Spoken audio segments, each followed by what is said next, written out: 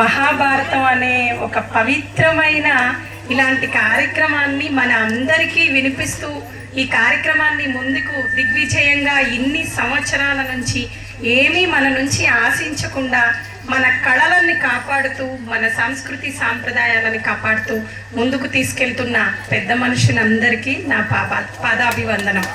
అలాగే ఈ కార్యక్రమాలకి ఓపికగా కూర్చుని వింటున్న అమ్మలకు, తల్లులకు, అన్నలకు, తండ్రులకు అందరికీ నమస్కారాలు తెలియచేస్తున్నాను. ఇక విషయానికి వస్తే ఇక్కడ ఒక ఫోటో పెట్టాం. ఆ ఫోటోలో ఉన్న రాణి పేరు అహల్యాబాయి. ఆవిడ మరాఠీ రాజ్యానికి ఒక రాణి. మన అందరికీ ఝాన్సీ లక్ష్మీబాయి గురించి తెలుసు కదా. ఆవిడ ఒక్కళ్ళ గురించే తెలుసు, కానీ ఈవిడ గురించి తెలీదు. ఎందుకంటే చరిత్రలో చెప్పలేదు, మన పుస్తకాలలో పాఠాలలో వివరించలేదు.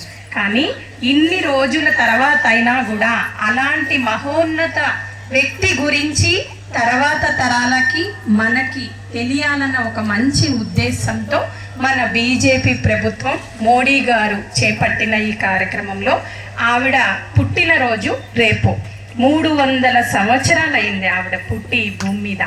కాబట్టి 300 సంవత్సరాల శత జయంతి వార్షికోత్సవాలను మేము జరుపుకుంటున్నాం. మే 21 నుంచి మే 31 వరకు ఆంధ్రప్రదేశ్ మొత్తం జిల్లాల వారీగా ఆమె గురించి అందరికీ వీలున్న ప్రతి చోట తెలియచేస్తున్నాం. కాబట్టి 10 నిమిషాలు ఆమె గురించి చెప్పినప్పుడు ఆమె ఔన్నత్యాన్ని, ఆమె ఉన్నతిని, ఆమె కీర్తిని, ఎందుకు అంత మంచి పేరు తెచ్చుకుంది, ఆవిడ గురించి ఇవాళ ఎందుకు తెలుసుకోవాల్సింది అనేది జాగ్రత్తగా వినండి. అంతే, 10 నిమిషాలు టైం ఇవ్వండి.